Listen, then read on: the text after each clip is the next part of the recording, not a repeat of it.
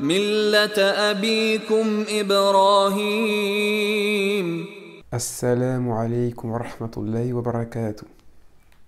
Allah dit dans le Coran à propos d'Ibrahim: وَإِذْ قَالَ إِبْرَاهِيمُ لِأَبِيهِ آزَرَ أَتَتَّخِذُ أَصْنَامًا آلِهَةً إِنِّي أَرَاكَ وَقَوْمَكَ فِي ضَلَالٍ مُبِينٍ.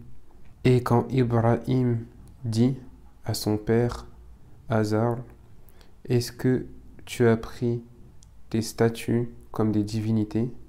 Certes, je te vois ainsi que ton peuple dans un égarement complètement perdu de manière évidente. Donc là, ici, Ibrahim alayhi salam s'adresse à son père, Azar.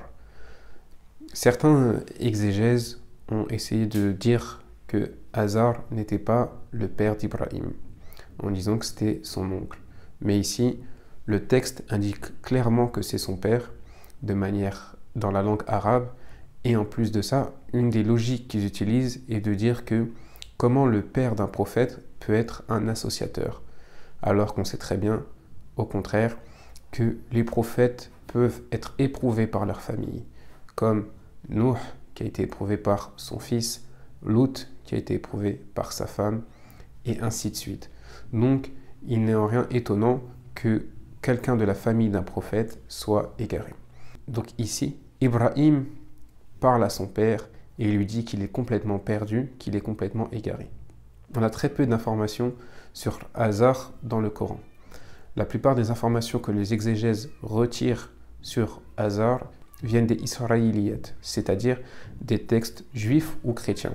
On apprend notamment qu'il était peut-être celui qui gérait le temple et celui qui construisait les statues pour son peuple. On va se concentrer ici sur qu'est-ce qu'est en train de faire Ibrahim. Ibrahim est en train de critiquer directement son père et sa nation. Il faut bien comprendre que Ibrahim ne vit pas dans la société actuelle où tout est en train d'être déconstruit. À l'époque d'Ibrahim, comme dans beaucoup de sociétés anciennes, le père est le pilier de la famille et manquer de respect au père était quelque chose de très très grave. On peut encore retrouver ça dans certains pays du monde, dans certains villages, et on peut même juste retourner 100 ans en arrière, voire 70 ans en arrière en France, où les enfants devaient vouvoyer leurs parents et avaient un très grand respect. Ça a été comme ça pendant un long moment dans l'humanité, et nous vivons aujourd'hui une époque exceptionnelle. Et donc, il faut bien se rendre compte que dire à son père qu'il est égaré ainsi que son peuple n'a pas le même poids que si l'un d'entre nous le dit aujourd'hui. C'est quelque chose de très grave, limite comme une déclaration de guerre de dire quelque chose d'aussi offensant à son père dans une époque aussi reculée avec justement ces valeurs de la famille et du peuple. Et il en va de même pour critiquer le peuple. Le peuple, la culture dans laquelle on vit, représentait une autorité très puissante. Ainsi, c'est comme si Ibrahim critiquait les deux plus grandes autorités qu'il avait autour de lui, son père et son peuple, la culture de son peuple, la croyance de son peuple, ainsi que son père. Donc, il ne faut pas prendre à la légère ce que vient de faire Ibrahim, c'est quelque chose de très courageux. Qu'est-ce qu'on apprend pour nous à notre époque? On n'a plus ce père qui a cette autorité, mais il y a toujours des choses qui ont des autorités sur nous. Ça peut être notre employeur, et parfois, ce n'est pas quelque chose d'aussi évident que des statues, comme dans le cas d'Ibrahim, de grandes statues en or ou de grandes statues. Parfois, ce qui a autorité sur nous, c'est des fausses idées, des fausses croyances, qui sont normales dans notre culture où nous vivons, et pourtant qui sont contre nature. Comme je disais, on peut avoir on a la pression de la culture, on a la pression des réseaux sociaux, on a la pression du regard des autres, on a la pression de notre patron, on a la pression aussi, toujours un petit peu, justement, de cette culture qu'on doit être comme tout le monde, qui est une pression normale pour l'être humain. L'être humain a tendance à vouloir être comme les autres. Et justement, on voit ici que Ibrahim a lui réussi à combattre cette pression et ces pressions qu'il avait sur lui. Et donc nous, en tant que musulmans qui suivons son chemin, nous devons nous poser les questions: qu'est-ce qui m'influence et qui est contre la nature saine, la fitra, et contre notre religion?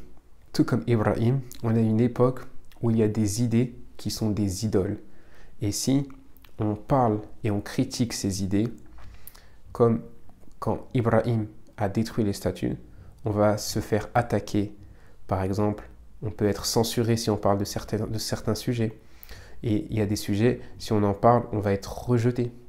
Car ces idées et ces sujets sont devenus comme des divinités pour la société dans laquelle nous vivons. Donc, il ne faut pas croire que le shirk est toujours visible et évident comme une statue, mais il faut faire attention à ces versions plus cachées, plus discrètes, comme dans les idées ou les concepts.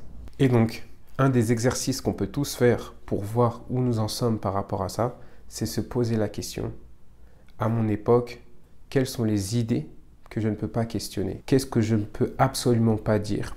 Et ainsi, on va voir quelles sont les idées qui sont prises comme divinité à notre époque. Il faut bien comprendre que Ilah n'est pas seulement une divinité, une croyance, mais Ilah, c'est quelque chose qu'on adore, qu'on aime énormément, auquel on s'accroche en cas de désespoir.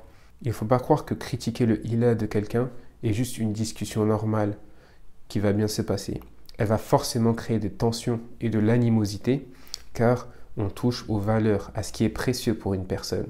Et donc, on comprend que Ibrahim, qui était tout seul, fait ici une déclaration très forte et qui demande énormément de courage. Ainsi, l'islam, ce n'est pas juste des croyances qu'on a dans notre cœur, mais c'est avoir le courage de défendre ses croyances et de ne pas laisser des fausses croyances vaincre la vraie croyance et être capable et être prêt à défendre ses idées. Et comme j'ai dit précédemment, c'est contre nature, car l'être humain aime s'intégrer au groupe. Ainsi, quand l'islam est minoritaire dans un endroit, les musulmans pourraient avoir tendance à vouloir se disparaître, à vouloir se camoufler, à vouloir faire partie de la masse, même s'il y a des fausses idées, alors qu'au contraire, Ibrahim nous dit que le musulman doit questionner ces fausses idées, les remettre en question et ne pas se laisser soumettre par des fausses idées. On verra dans les épisodes suivants, Inch'Allah, qu'est-ce qui donne cette force à Ibrahim pour justement